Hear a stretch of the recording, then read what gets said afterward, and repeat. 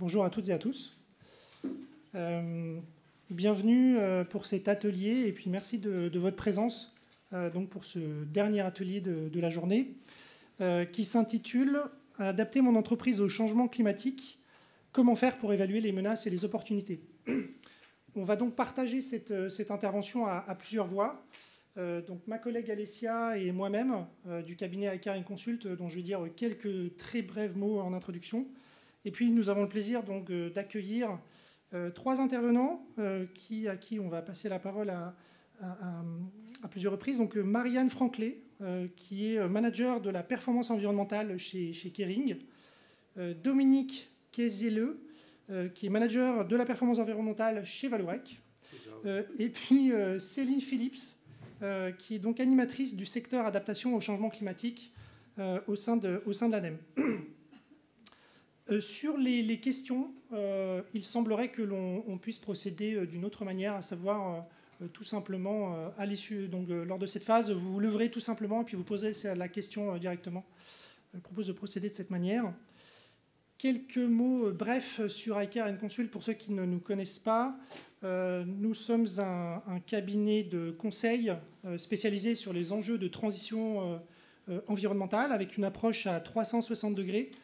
Historiquement, sur les enjeux énergie-climat, dès la création d'Heiker en 2008, donc climat avec d'un côté les enjeux d'atténuation et d'autre les enjeux d'adaptation, et puis par extension et chemin faisant, une prise en compte et une intégration des enjeux relatifs à la biodiversité, à l'économie circulaire et aux problématiques sociétales au sens large.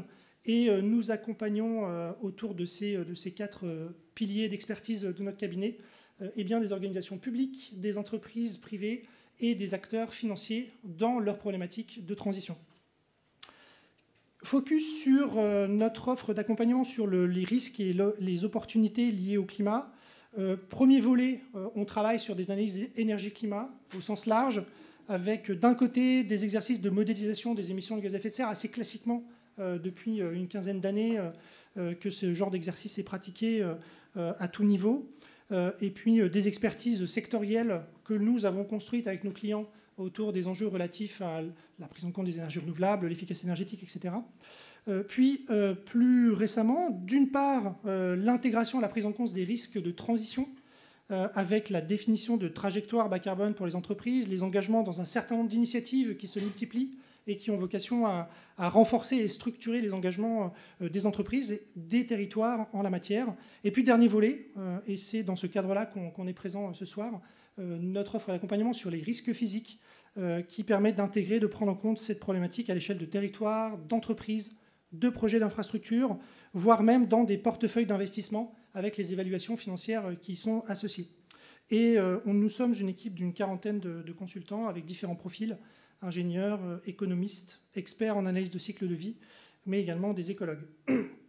Alors, les questions que nous souhaitons aborder avec vous pendant cet atelier, il y en a trois.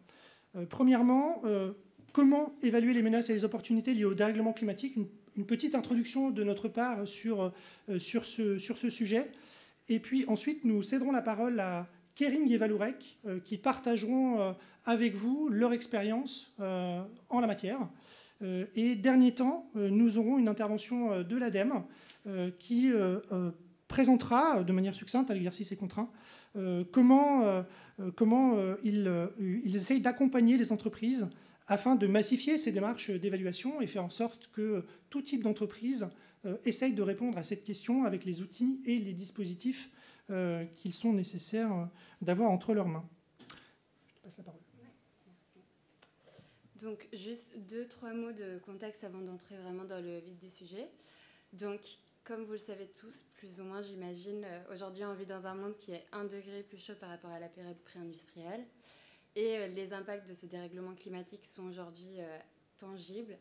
Et on voit déjà les impacts sur notre mode de vie, notre environnement. Et les entreprises, évidemment, ne sont pas épargnées. Il suffit aujourd'hui de lire les journaux, de se regarder autour de soi pour voir beaucoup d'exemples de ces impacts. Donc si on prend par exemple les inondations, déjà les inondations en 2011 en Thaïlande ont montré à quel point certains secteurs comme les textiles, mais aussi l'informatique, sont incroyablement vulnérables à ces impacts. Donc 60% des disques durs, de la production des disques durs avaient été impactés, donc avec des grosses conséquences pour tout le secteur. Mais aussi en France, les inondations, juste en 2019, SNCF a dû arrêter le trajet entre Marseille et Narbonne pour quelques jours, donc ce n'est pas un cas isolé. Et les sécheresses aussi, ils impactent les agriculteurs français. Cet été, le juillet 2020 était le plus sec depuis 60 ans. Mais aussi la logistique. Donc si on prend par exemple le Rhin, qui est très important pour le transport de matières premières, mais aussi de produits pour la France et pour l'Allemagne, en 2018, à cause d'une sécheresse, le niveau d'étiage était tellement bas qu'on ne pouvait plus l'utiliser pour transporter. Donc les exemples sont beaucoup, mais il y a aussi bien évidemment des opportunités. Si on pense par exemple au tourisme en Bretagne et en Normandie, potentiellement il y aura de plus en plus de touristes à la recherche de températures plus douces. Et plus en général pour toute entreprise qui décide d'identifier quels sont les impacts et de mettre en œuvre une stratégie d'adaptation, potentiellement elle aura un avantage comparatif par rapport à ses concurrents. Donc aujourd'hui, quelle est la prise de conscience par rapport à cet enjeu ? C'est tout ce que le sujet de l'adaptation est arrivé un peu après par rapport à l'atténuation. Mais voilà, maintenant, ça fait quand même une vingtaine d'années que c'est à l'ordre du jour des négociations internationales. Et les entreprises se rendent compte de plus en plus que c'est un risque qu'il faut prendre en compte parce que c'est vraiment important aussi pour leur rentabilité. Et voilà, il y a vraiment un vrai enjeu pour elles de s'en occuper. Et le montre le rapport des risques mondiaux du Forum économique mondial. Et cette année, comme on peut le voir pour la première fois, les 5 premiers risques par probabilité d'occurrence sont liés à l'environnement, au climat. Donc c'est à la fois des événements climatiques extrêmes, c'est la perte de biodiversité, et pareil pour les risques au niveau d'impact, on trouve 3 sur 5 sont relatifs à l'environnement et aux risques climatiques extrêmes. Donc il y a une prise de conscience qui est croissante. En France aussi, il y a une étude de Carbone 4 qui montre que la plupart du CAC 40 a bien identifié cet enjeu. Mais quand il s'agit d'entrer dans la réalisation finalement d'un diagnostic concret, il y a encore du travail à faire. Il n'y a pas beaucoup de diagnostics aujourd'hui qui différencient leur diagnostic par rapport au pays de production ou par rapport au scénario temporel, le scénario climatique ou l'horizon temporel. Et pareil pour les PME et les ETI, il y a une bonne moitié des dirigeants qui ont bien identifié ce risque, mais il n'y en a qu'un tiers qui a finalement commencé à développer une stratégie d'adaptation. Et les obstacles, souvent, c'est des manques de connaissances ou juste manque de moyens financiers pour travailler sur ce sujet. Donc la question est vraiment comment les aider à passer à l'action. Donc, je vais passer la parole. Alors, dans ce contexte, évaluer les menaces et les opportunités liées au dérèglement climatique. La première étape indispensable, c'est la conduite de cet exercice d'évaluation qu'on peut schématiquement et presque assez classiquement articuler autour de trois piliers principaux. Premièrement, le périmètre de l'évaluation. Qu'est-ce que l'entreprise en question va vouloir observer à quelle échelle spatiale, à quelle échelle temporelle. On l'a vu dans le questionnaire envoyé aux membres du CAC 40, que cette question-là est importante également. Combien de scénarios sont regardés et quelle méthode peut être utilisée, qu'est-ce qui est aujourd'hui disponible pour se lancer dans l'exercice à l'échelle d'une entreprise. Deuxième étape, l'identification des impacts potentiels avec une sélection d'un certain nombre d'aléas qui peuvent être pertinents au regard de l'activité, au regard du périmètre que l'on souhaite observer. Une analyse de l'évolution des conditions climatiques moyennes et extrêmes et une prise en compte, comme je le disais, de plusieurs scénarios. Ça fait partie des éléments à arbitrer de façon à un peu circonscrire le périmètre de l'évaluation. Et puis troisièmement, hiérarchiser ces impacts de façon à aller sur les points chauds. On va revenir sur ce point avec nos témoins, prenant en compte des événements climatiques passés, mais également des impacts directs ou indirects le long de la chaîne de valeur de l'entreprise. Et dans ce cadre-là, nous avons conduit un travail aux côtés de l'ADEME depuis près d'1 an, qui va aboutir sur la publication d'un recueil dans quelques semaines, qui a pour objectif de justement présenter comment faire un diagnostic des impacts du changement climatique sur une entreprise. Au sein de ce recueil, plusieurs choses.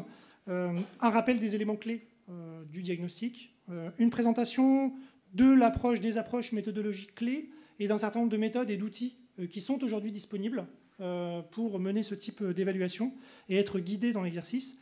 Et puis 4 retours d'expérience d'acteurs, d'entreprises qui ont déjà engagé une telle démarche et qui vont partager leurs difficultés, leurs réussites et puis tout simplement peut-être aussi leurs conseils en la matière.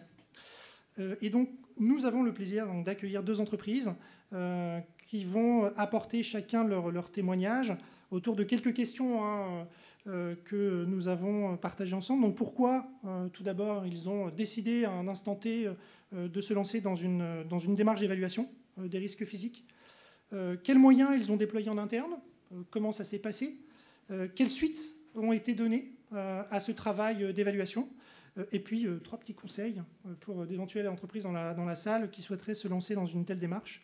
Eh bien, voilà un petit peu le périmètre. Et donc, je propose tout de suite à Dominique de Vallourec de venir présenter leur expérience. Merci. Bonjour à tous. Donc, je me présente Dominique Kessel. Donc, je m'occupe de la performance environnementale de Vallourec au niveau je dépends de la direction du développement durable. Donc ma mission, c'est d'apporter de l'aide, de l'expertise, du support, du contrôle à l'ensemble de nos sites industriels pour nous faire progresser et de respecter les objectifs qui ont été fixés par notre direction du développement durable en accord avec notre direction générale. Et donc l'objectif, c'est de nous faire progresser dans tous les domaines environnementaux qui sont l'eau, les déchets, enfin tout ce que vous pouvez imaginer dans le domaine environnemental, et également la réduction de nos émissions carbone. Voilà. Donc moi, je suis aussi le référent carbone du groupe, donc je m'occupe de faire le bilan carbone de nos activités, et je m'occupe plus particulièrement également de la problématique du changement climatique. Voilà. Donc voilà, ça c'est mon introduction. Donc après, voilà, le groupe Vallourec. Donc le groupe Vallourec, c'est un groupe de 19 000 personnes. Notre métier, c'est de faire des solutions tubulaires en acier pour un certain nombre d'activités industrielles qui sont les métiers de l'énergie, les métiers de l'industrie. Donc on a 19 000 collaborateurs, 50 sites de production dans plus de 20 pays. Et voilà, donc on a aussi des centres de recherche, des centres de tests. Donc voilà, notre expertise sont les tubes d'acier faits avec des aciéries. Donc on a toute une chaîne de valeur, différents sites industriels. Voilà, donc là vous voyez aujourd'hui comment Vallourec, vous voyez toutes nos implantations. Hein, on a la Chine, le Moyen-Orient, l'Afrique, l'Europe, l'Amérique du Nord, l'Amérique du Sud. Donc vous voyez qu'il y a différents climats, il y a différents types d'usines. Et vous voyez aciérie, tuberie, usine de finition, une forêt et une mine. Donc on a spécifiquement au Brésil une forêt d'eucalyptus qui fait la surface équivalente de tout le Luxembourg et une mine de fer. Donc voilà. Alors, on a suivi, et comme ça a été présenté, il y a une méthodologie, il y a une méthodologie d'évaluation des risques. Donc, comment on a procédé? D'abord, on a identifié, on a 50 sites, il a fallu choisir les sites. Alors, ce qui se passe, c'est qu'on avait conduit cette étude en 2014, notre empreinte industrielle a évolué entre-temps, et donc on a décidé en 2020 de la mettre à jour. Voilà. Donc, on a sélectionné les 15 sites les plus importants qui peuvent impacter nos activités. Voilà. Et donc, on a fait exactement ce qui a été dit, une analyse de risque sur probabilité, occurrence, conséquence, avec un certain nombre de phénomènes, vagues de chaleur, augmentation des températures moyennes, inondations, ils sont tous là. On a choisi des facteurs qui étaient pertinents. Et après, on a défini un scénario. Il faut bien définir un scénario climatique et un horizon. Donc nous, on a choisi le scénario RCP 8.5. Donc c'est le scénario où on ne fait rien, c'est-à-dire qu'on laisse le climat évoluer, aucune adaptation. Donc ça conduit à quoi? Ça conduit à une élévation moyenne de la température à 2,2 degrés en 2050. Là, je ne suis pas en 2100, je suis en 2050. Et donc on est à au moins 5 degrés en 2100. Donc c'est le scénario business as usual, donc on laisse vivre et on fait rien. Donc on voulait choisir les impacts les plus importants, enfin pour détecter au pire qu'est-ce qui pourrait se passer. Voilà. Donc c'est le tableau, je ne vais pas rentrer dans le détail, mais on a pris des sites au Brésil, aux États-Unis, en Chine, en Europe, en France, en Allemagne. Voilà. Et donc ce qui est ressorti globalement quand même, il y a quand même un risque prédominant, c'est global, retrouvé dans tous les sites, c'est l'augmentation des températures moyennes et l'augmentation des vagues de chaleur. Donc ça va impacter nos procédés, parce que comme notre métier c'est métallurgiste, donc on chauffe des produits, et donc après on part d'acier, donc c'est chaud, après il faut le refroidir, donc on refroidit, on utilise de l'eau. Donc derrière, s'il commence à faire plus... Et les gens travaillent dans des conditions de travail chaudes, donc ça peut impacter les gens, ça peut impacter les usines, et puis après il y a d'autres phénomènes, voilà, si vous avez des inondations ou des...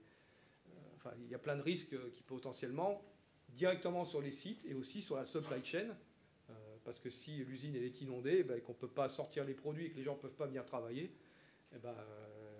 il faut changer, trouver une nouvelle voie logistique en urgence. Le client, il attend. Voilà. Donc, voilà. Donc voilà ce qu'on a fait. Alors, pourquoi on l'a fait? Parce que les risques climatiques sont intégrés dans notre démarche d'évaluation des risques. Voilà. Donc, dans notre responsabilité RSE, dans notre politique carbone, l'évaluation du risque climatique fait partie de nos protocoles, de nos règles. Voilà. Comme je vous l'ai dit, cette étude, on l'avait déjà faite en 2014. On a décidé de la refaire en 2019. Pourquoi on l'a refaite? Parce que notre empreinte industrielle avait évolué, avec notamment l'arrivée d'un très gros site en Chine. Aussi, les risques ont évolué. Les méthodologies, les modélisations ont évolué avec une finesse plus grande. Parce que vous imaginez, vous avez une carte du monde et on essaye de voir, il y a des changements climatiques mondiaux. Et là, moi, ce que je veux, c'est de savoir dans mon usine qui est là, avec une latitude et une longitude, qu'est-ce qui va lui arriver. Et donc c'est sûr que si on me dit, ouais, il va se passer ça, je ne peux pas me retourner vers l'usine en lui disant, voilà ce qui va arriver chez toi. Or là, les modèles m'ont permis d'aller plus finement, de savoir ce qui va se passer dans mon usine. D'accord ? Alors, comment réussir? Comment réussir? Donc il faut une équipe, il faut des gens qui connaissent les usines, il faut des contacts dans les usines, parce qu'il y a aussi une information dans les usines. Les gens, ils vivent déjà des problèmes de sécheresse, ils vivent déjà des problèmes de manque d'eau. Ils vivent déjà des problèmes de compétition sur l'eau, parce que des fois vous avez des usines qui sont en ville, ils utilisent de l'eau potable, et c'est la même eau potable qui est utilisée par les gens. Donc s'il y a moins d'eau potable, on va privilégier les gens, on va demander à arrêter l'usine. C'est déjà le cas en Chine. Notre usine en Chine, elle subit déjà ça. Et c'est pas demain, c'est tout de suite. Voilà. Donc voilà, il faut qu'on sache ce qui se passe dans l'usine. On a besoin de gens sur place qui nous disent ce qui se passe. Voilà. Et puis nous, il faut qu'on connaisse les conséquences et les métiers. Il faut une expertise des métiers parce que les impacts qu'il y a sur une mine, sur une forêt ou sur une aciérie, c'est pas les mêmes. Voilà. Donc on s'est fait aider par un cabinet spécialisé. Bon, je l'ai cité parce que ça a été une très bonne étude. Donc il faut des climatologues. Donc il faut mixer une compétence industrielle avec une vision climat et combiner les deux avec une maille suffisamment fine. Voilà. Et donc, avec des spécialistes du climat qui ont cette maille fine, avec des bons modèles, on peut arriver à déduire ce qui va se passer. Enfin, ce qui pourrait se passer, évidemment. Voilà. Alors, donc, on a fait ça, on l'a présenté, c'est dans notre rapport annuel, on a discuté avec les régions, parce qu'on est une organisation géographique. Maintenant, il faut dire, qu'est-ce qu'on va faire? Parce qu'il y a des risques qui sont immédiats, des risques futurs, il y a des investissements à faire, il y a éventuellement déplacer une usine, revoir... il faut creuser, il y a d'autres informations à avoir, donc il faut qu'on définisse nos plans d'adaptation. Donc là, malheureusement, l'année 2020, j'aurais dû voyager dans dans les usines concernées pour aller leur expliquer de vive voix et aux directeurs des usines comme quoi il fallait qu'ils fassent quelque chose. Bon, malheureusement, je n'ai pas pu le faire. C'est vrai que par vidéoconférence, c'est un peu moins facile. Donc là, c'est ça, c'est d'aller expliquer qu'il y a un vrai risque et qu'il faut s'en occuper. Et puis derrière, décider des actions avec eux, et définir des plans d'investissement auprès de notre direction pour avoir un plan pluriannuel parce que ça peut être consommateur d'argent, quoi. Voilà.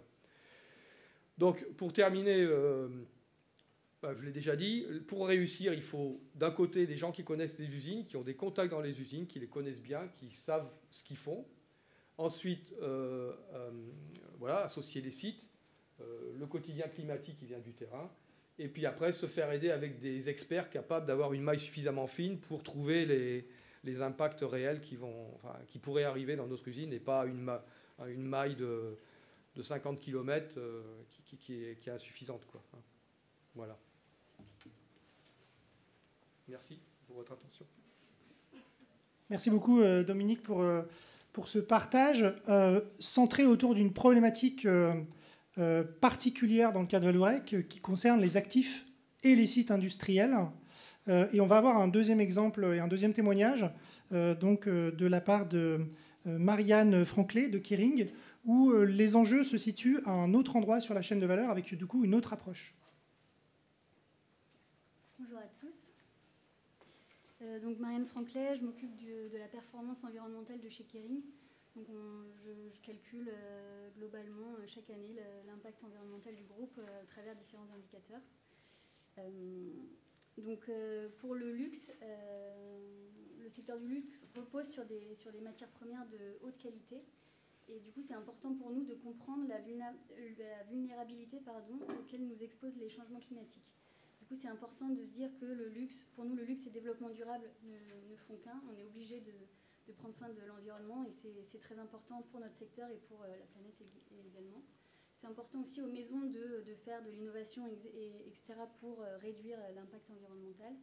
Et il y a quelques années, Kering a mis en place une stratégie à horizon 2025 autour de 3 piliers, Care, Collaborate, Create, pour en partie diminuer l'impact environnemental. Si on se focalise sur le pilier Care, donc c'est vraiment la démarche environnementale globale du groupe. Donc la stratégie 2025, c'est notamment avoir un impact environnemental réduit de 40% sur l'ensemble de la chaîne de valeur. Donc là, comme vous pouvez le voir, on utilise un outil qui est le compte de résultats environnemental, qu'on appelle IPNL également. Donc c'est un outil qui va nous permet d'avoir une approche assez globale de nos impacts environnementaux et nos risques sur l'ensemble de la chaîne de valeur. Donc ça va commencer avec le tier 4 qu'on appelle, donc ça va être vraiment tout ce qui est production de matières premières, et ça va aller jusqu'au tier 0 qui sont vraiment nos sites, nos boutiques en propre. Et du coup, bien sûr, au milieu, il y a le traitement des matières premières, l'assemblage, les finitions, etc. Et ça, on va regarder sur différents indicateurs environnementaux. Donc on va avoir bien sûr les GHG, les émissions carbone. On va aussi regarder la consommation de l'eau, la pollution de l'eau, la pollution de l'air. On va regarder aussi tout ce qui est génération de déchets, l'utilisation des sols et voilà, c'est bon. Et oui, la consommation de l'eau, j'ai dit. Ouais. Du coup, on va avoir ces 6 indicateurs environnementaux. Et comment on va regarder, on va pouvoir les comparer? On va utiliser la valuation. Du coup, ça va nous permettre de donner une valeur monétaire à ces 6 différents impacts pour pouvoir ensuite créer des cartographies comme présenté sur la droite. Du coup, là, c'est par exemple l'impact 2019 sur l'ensemble de nos tirs et sur l'ensemble de nos indicateurs. Pourquoi la valuation c'est important? C'est parce que ça va prendre en compte le risque et ça va prendre en compte également tous les phénomènes régionaux. Par exemple, si je prends un exemple d'une usine qui produit en Suisse, elle va pouvoir consommer, je sais pas, 2 fois plus, elle va avoir une consommation 2 fois plus élevée en eau qu'une autre usine. Je donne un exemple, par exemple en Inde. En revanche, son impact IPNL va être 3 fois moins importante parce qu'en Inde, on va avoir le risque d'eau, des stress hydriques, etc. Et du coup, ces coefficients de valuation vont jouer un rôle important dans la valuation et du coup les prises de décision. Du coup, cette stratégie, à horizon 2025, elle prend en compte les risques climatiques. Une des choses importantes, c'est vraiment d'identifier les priorités. Du coup, là, on a fait, donc comme présenté dans l'étude de cas, on a fait une analyse du risque physique. Donc on a pris nos matières premières, on a identifié 6 matières premières principales et très importantes pour l'entreprise. Donc ça va être le coton, le cuir de bœuf, le cuir mouton, ça va être la vigogne aussi, le cachemire. On a pris ces matières premières et on a analysé la sensibilité. Également, on a fait une analyse de l'exposition et on a également identifié des régions à risque. Donc là, c'est un des exemples pour le coton. Là, sur la carte que vous voyez, c'est la vulnérabilité et les risques pour le coton de 2030 à 2060. On a fait des scénarios aussi après et ça sur les différentes matières premières. Ça nous a permis donc vraiment d'identifier les priorités, les axes sur lesquels on devait travailler. Et ensuite, on a pu établir les objectifs. Donc établir les objectifs, c'est, comme je vous le disais, les moins 40% d'impacts environnementaux tout au long de notre chaîne de valeur. Ça, c'était un objectif ambitieux du groupe. Et comment on a mis ça en place, c'est on a défini des standards pour chaque matière première importante du groupe en disant, ben voilà, sur le coton, on va sourcer uniquement... on va avoir pour objectif de sourcer soit du coton recyclé, soit du coton biologique, soit du coton certifié. Donc on a établi des standards qui sont accessibles en ligne depuis 2018 sur notre site, qui va permettre d'orienter le sourcing et ainsi limiter notre vulnérabilité et nos risques climatiques. Ensuite, un troisième cas qui est important, c'est évaluer l'impact. Donc une fois qu'on a établi les objectifs, on évalue l'impact et ça, c'est grâce à notre IPNL. Et ça, vous pouvez le voir, donc là, sur le graphique, c'est aussi disponible en ligne sur les résultats de l'IPNL, mais on a en bas, en gris, les quantités en kilogrammes de nos matières premières. Et sur la partie haute, ça va être l'impact IPNL de nos matières premières. Donc on voit, par exemple, le premier bâton, ça va être nos cuirs. Donc on consomme beaucoup de cuir, ça a un impact aussi important. Les différentes couleurs, ça correspond aux différents indicateurs, les 6 indicateurs que je vous ai cités précédemment. Mais en revanche, si on regarde le 6e bâton, qui est aussi gris important, qui correspond au papier, on voit qu'on en utilise beaucoup pour le packaging, etc. Mais l'impact est assez minime. En revanche, si on regarde le 2e bâton gris, on voit qu'il est assez petit, ce qui correspond aux fibres animales, donc ça va être le cachemire, la laine, etc. Mais l'intensité est très importante. Du coup, grâce à ça, on va avoir on va identifier nos axes de travail pour limiter le risque et également limiter notre impact sur l'environnement. Là, je vous ai mis un petit exemple sur le coton. Donc voilà, là, il y a les standards Kering nous disent de préférer le coton biologique ou bien le coton équitable ou le coton recyclé. De ne pas s'approvisionner dans des pays à risque et également recueillir des informations sur le pays d'origine. Pourquoi c'est important d'avoir le pays d'origine? C'est parce que vous voyez sur le graphique en bas, on va avoir là c'est le cas du coton conventionnel, on va avoir l'impact IPNL qui va être très différent d'un pays à l'autre. Donc si on connaît le pays de sourcing, du coup on va pouvoir avoir une idée du risque également qui est présent là-bas. Si on prend par exemple un coton en Inde, il va être beaucoup plus intensif en IPNL et du coup ça va présenter beaucoup plus de risques de risques climatiques et également sur l'eau ou des choses comme ça qu'un coton de Turquie ou un coton venant des États-Unis. Et pareil au niveau des types de coton, ou pour un pays donné, si on prend le coton conventionnel ou le coton recyclé, on va vraiment avoir des impacts différents et du coup l'objectif des moins 40% va orienter le choix des matières premières vers des matières premières moins risquées. Du coup ça a été assez long à mettre en place et à déployer au sein de nos différentes marques. Donc là on a à peu près 13 maisons différentes qui vraiment assez différentes. Il y en a qui vont travailler plus le cuir, d'autres du textile, d'autres ça va être la joaillerie, l'horlogerie. Donc on a vraiment couvert tous ces différents process. Et là, pour moi, l'important, c'est vraiment de maîtriser la chaîne de valeur, de comprendre et de connaître tous dans la mesure du possible, bien sûr, tous les pays d'origine pour avoir vraiment une connaissance de où est-ce qu'on source, où sont les risques, etc. Et de mettre en place aussi des objectifs ambitieux, mais réalisables aussi pour orienter nos maisons dans un sourcing plus respectueux de l'environnement.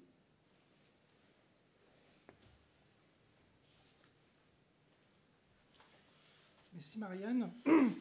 Donc pour une présentation qui a permis aussi de voir le chemin parcouru depuis une démarche d'évaluation des risques physiques sur 6 matières premières clés qui sont ensuite intégrées dans un certain nombre d'indicateurs environnementaux avec ce travail réalisé il y a quelques années qui est fortement intégré aujourd'hui dans la démarche d'IPNL qui se veut plus générale et qui dépasse le travail d'évaluation des risques physiques dont la mise à jour année après année ne revêt pas le même ordre d'intérêt que la mise à jour annuelle de l'IPNL qui nous a été présentée. Pour terminer, donc, je propose à Céline Phillips de prendre la parole, de nous parler de façon un peu plus large comment l'ADEME accompagne les entreprises. Merci Léo. Je voudrais commencer déjà par remercier donc, nos 2 témoins d'être venus et puis aussi d'avoir accepté de paraître dans la publication qui va sortir là très bientôt. C'est important. Voilà, donc je pense que tout le monde ici dans la salle aussi ce soir apprécie le fait que vous preniez le temps de partager votre manière de faire. Et cette question de l'adaptation au changement climatique, c'est vrai qu'elle est assez nouvelle pour beaucoup d'entreprises. Donc du coup, pour l'ADEME, le challenge reste quand même de mobiliser des entreprises et de les accompagner. Donc du coup, ce qu'on a décidé à l'ADEME, c'est déjà de centrer notre travail envers les entreprises autour de la nouvelle norme ISO 14090 qui a été publiée l'année dernière et qui est très structurante. Donc c'est une norme de management environnemental avec 36 exigences sur les différentes phases du processus d'adaptation au changement climatique. Donc la préparation en amont, de savoir est-ce qu'on va pouvoir s'engager dans le processus, la phase de diagnostic dont on a parlé ce soir, la phase de développement de la stratégie, la mise en œuvre et puis enfin tout ce qui est suivi et évaluation qui est bien sûr essentiel parce qu'on est dans une démarche de gestion adaptative. Tous les jours, on en apprend des nouvelles choses sur quels seront les impacts du changement climatique et puis on apprend aussi tous les jours de nouvelles solutions d'adaptation. Donc voilà, donc il y a vraiment un processus de gestion adaptative important. Donc cette norme sera donc le fil rouge de l'accompagnement de l'ADEME et qui ne demande qu'à être mobilisée. Donc je vous invite vraiment à contacter mes collègues dans les directions régionales, donc à voir avec eux quel type d'aide pourrait vous être utile. Donc concrètement vis-à-vis de la norme, donc nous on est dans une démarche aujourd'hui de pédagogie, expliquer les concepts qui sont dans cette norme. Donc là vous voyez en bas à gauche, donc il y a eu un premier recueil publié l'année dernière, donc j'en ai amené quelques exemplaires si vous voulez, n'hésitez pas à venir à la fin, donc qui explique le concept de capacité d'adaptation des entreprises, qui est un concept phare dans cette norme et très structurant. Donc voilà, donc paraîtra dans quelques semaines le recueil que iCare et Consult sont en train de terminer sur les méthodes de diagnostic avec les témoignages de Kering et Vallourec intégrés. Et l'année prochaine, donc la grande étape pour nous, c'est de vous accompagner financièrement dans l'expérimentation de la mise en œuvre de la norme. Donc il y aura un appel à manifestation d'intérêt qui sera publié. Donc j'espère que dans la salle, il y a certains d'entre vous qui seront intéressés par être accompagnés dans la mise en œuvre de cette norme. Voilà, donc je ne peux que vous encourager à contacter mes collègues. Voilà. Merci beaucoup Céline. Il nous reste donc une petite dizaine de minutes qu'on a souhaité libres pour toute question que vous auriez à poser à nos intervenants. Kering, Vallourec ou l'ADEME, sur les éléments qui vous ont été présentés. Donc, la parole circule et si certains d'entre vous souhaitent intervenir ou poser des questions, c'est le moment. Oui.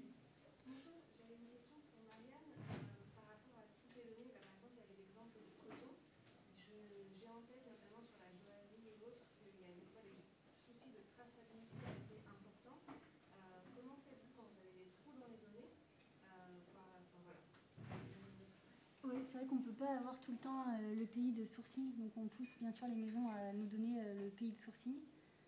Quand c'est pas, donc le sourcing, c'est le champ, la mine, la tannerie, enfin l'abattoir. Ça va être ça pour les différentes matières premières. Et quand on n'a pas ça, on demande le pays d'achat. Et ensuite, une fois qu'on a le pays d'achat, on a des clés de répartition un peu en fonction de... on travaille avec le cabinet PwC UK qui nous fournissent, voilà, si par exemple une pierre précieuse a été achetée dans tel pays, alors elle peut venir de soit en moyenne tel pays, tel pays, tel pays. Et du coup, on va répartir comme ça l'impact des pays si on n'a pas le pays de sourcing. Mais l'objectif, c'est quand même 100% de traçabilité d'ici à 2025. C'est pour ça qu'on a mis ça et que les maisons essayent d'avoir de plus en plus le pays de sourcing et non pas le pays d'achat. J'enchaîne avec une question par rapport à toutes ces données, en fait, que je trouve assez intéressante et qu'on ne voit pas très souvent dans notre entreprise, côté notamment marketing et innovation. Et je me demande comment au quotidien, finalement, vous utilisez, vous mettez à disposition ces données, vous engagez un dialogue en boucle continue pour que l'innovation et le marketing soient éclairés par rapport à vos évaluations. Marianne, est-ce que vous pouvez peut-être juste vous mettre dans le micro?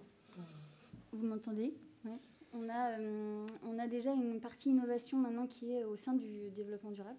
Donc on a une personne qui est en charge de trouver des matériaux innovants, etc., à plus faible impact environnemental. Et en fait, c'est surtout au niveau des équipes design et achat des matières premières, où là, on doit avoir un rôle de sensibilisation. Et du coup, on a toutes ces données-là, tous ces multipliers en fonction des matières premières. Et on a des outils en interne qu'on appelle le product module ou le scénario tool, où là, c'est carrément les maisons ont accès à ça et peuvent, eux, se projeter en disant, ben voilà, si ma prochaine collection, je la fais en 100% coton bio, alors quel est l'impact IPNL je vais avoir en moins, etc.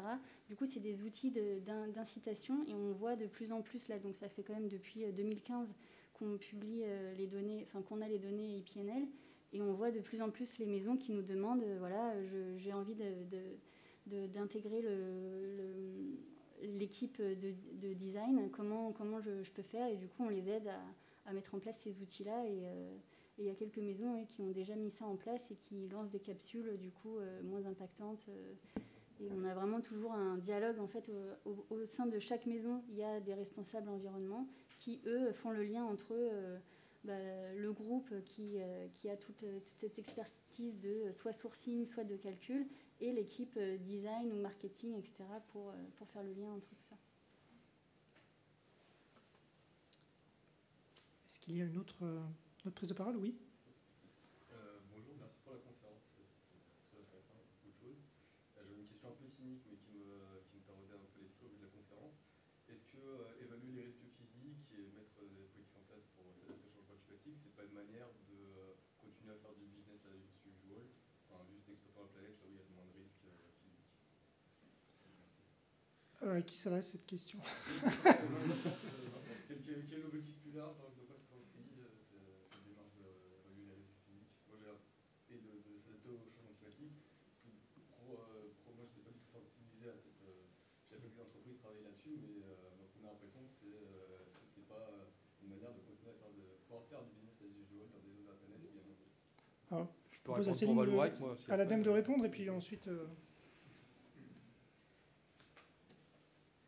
Oui, c'est une vraie question qui se posait déjà il y a 10-15 ans, et pendant longtemps, donc, il y avait une sorte de tabou de parler d'adaptation au changement climatique pour les raisons que vous évoquez.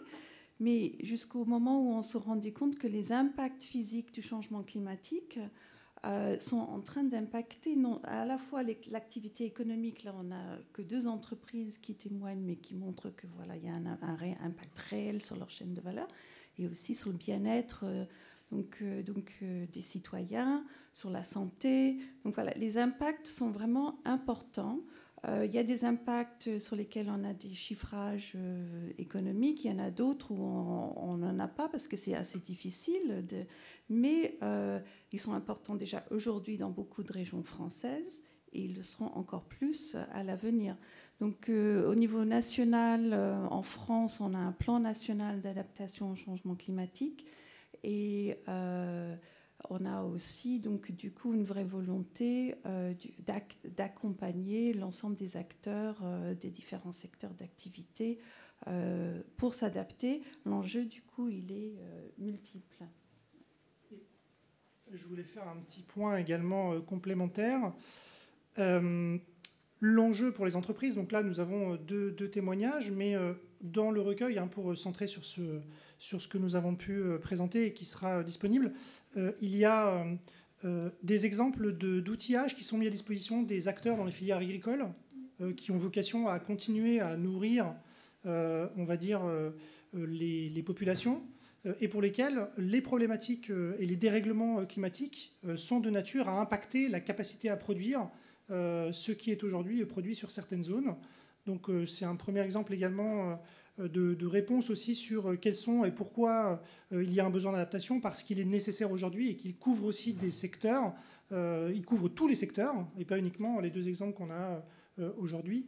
Et autre exemple également sur le secteur du bâtiment où on présente également un exemple dans le recueil. L'intérêt de se projeter sur des horizons de moyen long terme quand les actifs qui sont aujourd'hui construits ou rénovés ont des durées de vie de 20, 30, 40, 50 ans, c'est de mettre en place des stratégies d'adaptation qui ne viennent pas alourdir la problématique de lutte en faveur de la réduction des émissions de gaz à effet de serre, de manière à éviter des solutions de maladaptation qui peuvent être celles auxquelles on pense si on ne s'est pas projeté à des horizons suffisamment lointains. Même 2050, 30 ans, c'est pas si loin pour un certain nombre d'entreprises. Et il y avait peut-être un élément de réponse de votre part, Dominique ou... Oui, non, c'est sûr que, comme je disais tout à l'heure, donc pour notre étude de risque climatique, on a supposé le business as usual, c'est-à-dire qu'on laisse faire, on ne faisait rien. Donc c'est sûr qu'on a pris le scénario le pire, mais nous, on ne va pas rester à attendre, enfin, on ne reste pas à attendre qu'en ne faisant rien et qu'on soit au scénario 8.5. Ce qu'on a fait, c'est que derrière, il y a une politique carbone et des engagements de limitation de nos impacts. Donc on s'est engagé, on a défini des targets pour 2025 avec un programme, avec des actions concrètes pour être en dessous du réchauffement. On est en ce qu'on appelle en well below 2 degrés, c'est-à-dire que notre trajectoire de réduction de notre empreinte carbone est compatible avec la limitation du réchauffement climatique en dessous de 2 degrés. Et on a fait valider cette trajectoire par ce qui s'appelle le Science Based Target. Donc il y a un plan d'action de réduction de notre empreinte carbone. Et l'empreinte carbone, c'est nos sites, nos usines, moins consommer là on parle de fossiles, donc c'est moins consommer de gaz, moins consommer, avoir une électricité plus verte, avoir des fournisseurs plus verts, et aussi changement de business. C'est-à-dire que par exemple, on a décidé de sortir, parce qu'on est dans l'industrie métallurgique, on fournit des tubes, on est sorti du business des centrales à charbon. Nous sommes sortis de ce business-là. Donc on est en train également de changer de stratégie industrielle, et donc nous orienter plus vers les énergies renouvelables. Et vous dites, l'exemple type, c'est on est sorti du marché des centrales à charbon. Voilà. Donc toute cette chaîne de valeur évolue de façon à aller dans ce sens-là. Donc on reste pas... c'est pareil chez Kering, on ne reste pas à regarder le réchauffement climatique à 2 degrés en 2050. Quoi. Il faut avoir une stratégie de réduction de ces impacts en tant qu'entreprise. Il y a des engagements auprès de l'ASBT, par exemple, des choses comme ça, où on s'engage à des réductions et donc on peut pas avoir ces engagements ASBT sans rien faire. En fait, ça nécessite un changement de toute l'entreprise, quoi. Parce qu'on ne peut pas rester à rien faire et atteindre nos objectifs Science-Based Target, ça c'est impossible. Merci beaucoup. Alors, il y a un certain nombre de termes techniques, effectivement. On est au terme de l'atelier. Tu voulais... Un dernier mot peut-être sur le guide. En tout cas, j'en profite pour remercier l'ensemble des participants. Et puis pour ceux qui le souhaitent, on peut se retrouver sur notre stand pour poursuivre la discussion. Et Céline, je te laisse dire un mot. Oui, du coup, toujours sur cette même question, du coup, à l'ADEME, on travaille depuis plusieurs décennies pour réduire les émissions de gaz à effet de serre, maîtriser la demande d'énergie. Donc, si on travaille sur l'adaptation aujourd'hui, c'est quand même pour que ces actions d'adaptation soient l'opportunité pour réduire aussi l'impact environnemental. Et là, on a vraiment deux témoignages intéressants. Si vous voulez avoir d'autres exemples d'actions d'adaptation qui ont des co-bénéfices pour réduire les émissions de gaz à effet de serre et éventuellement réduire la consommation en eau, et puis aussi améliorer le travail sur la biodiversité et sa conservation. Donc il y en a quelques-uns dans ces publications que je vais laisser là. Et du coup, puisque j'ai le micro et que c'est la fin, je voudrais aussi remercier vivement iCare et Consult d'avoir pris l'initiative de cet atelier pour son organisation. Et